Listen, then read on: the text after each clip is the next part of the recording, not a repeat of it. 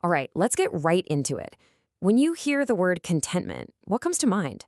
For a lot of us, it sounds, well, kind of passive, right?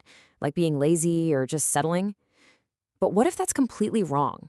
What if contentment is actually a weapon, a strategic choice you make to become more effective, not less?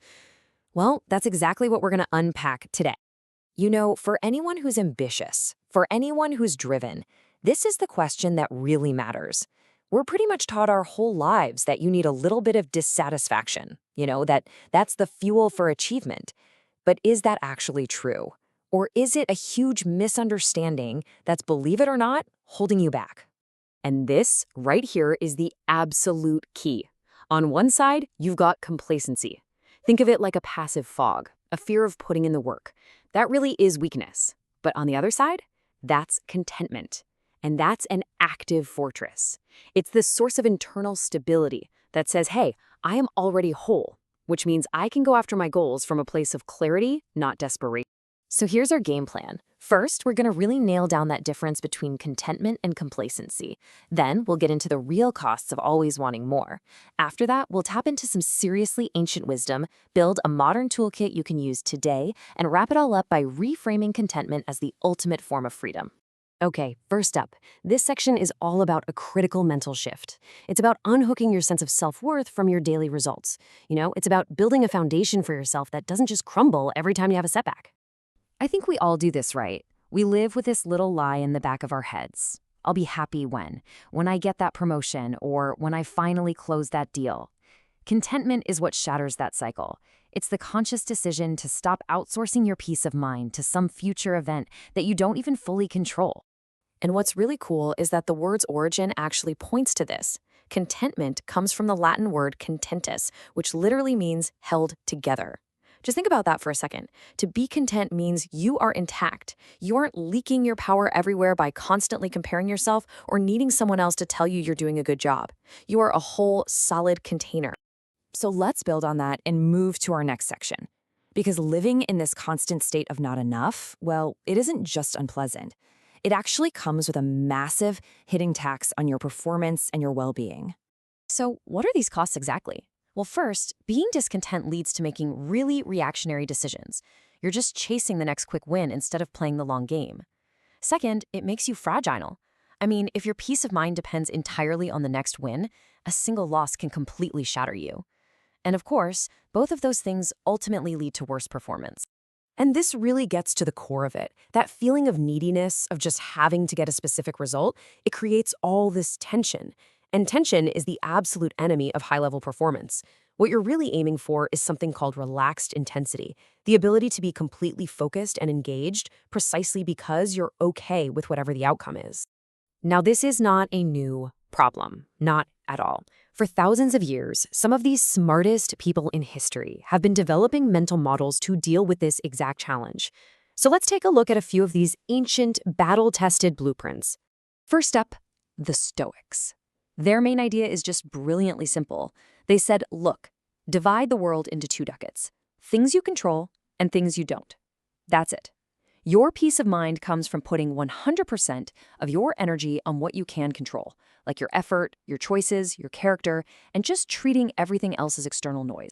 Then you've got the Epicureans. They argued that we're all chasing the wrong kind of pleasure. We want these intense, exciting moments, but those always lead to a crash. Their goal was something called ataraxia, tranquility. It's a state of calm that comes from the absence of anxiety.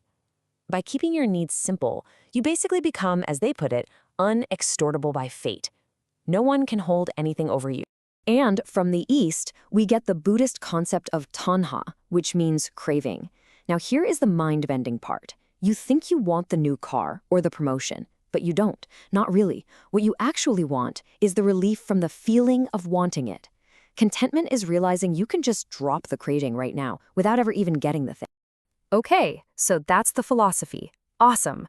But how in the world do we apply this in a life filled with deadlines, social media, and constant pressure? This section is all about the practical, daily drills you can actually start using. So here it is, your toolkit, 4 simple, actionable steps. Now for today, we're going to zoom in on 2 of the most powerful ones, negative visualization and practicing what we'll call smart digital hygiene. I know, negative visualization sounds, well, negative, but it is an incredibly powerful tool. By taking just a moment to imagine losing something you value, your job, a key client, your health, you kind of vaccinate yourself against the fear of that loss. It flips a switch in your brain, moving you from a state of neediness to a state of active gratitude for what you have right here, right now. And this one, oh man, this one is so crucial for modern life. I mean, just think about it for a second.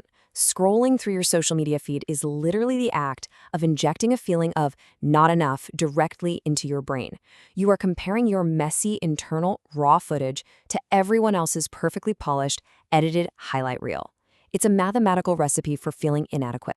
Which brings us to our final and honestly most important section. We have to reframe this whole idea. Contentment isn't about giving up.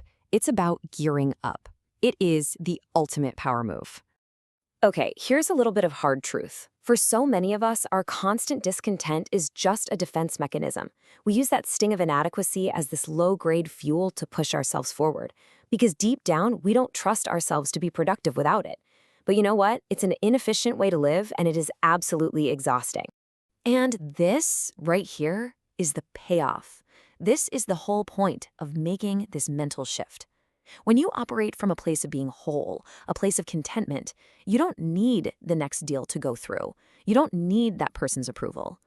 And when you don't need anything from the world, you can move through it with complete and total strategic freedom.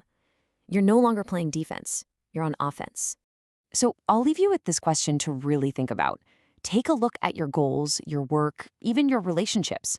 Where is that feeling of neediness, that desperate attachment to one specific outcome? Where is it actually getting in your way and sabotaging your own execution? Finding the answer to that, that's the first step toward real freedom.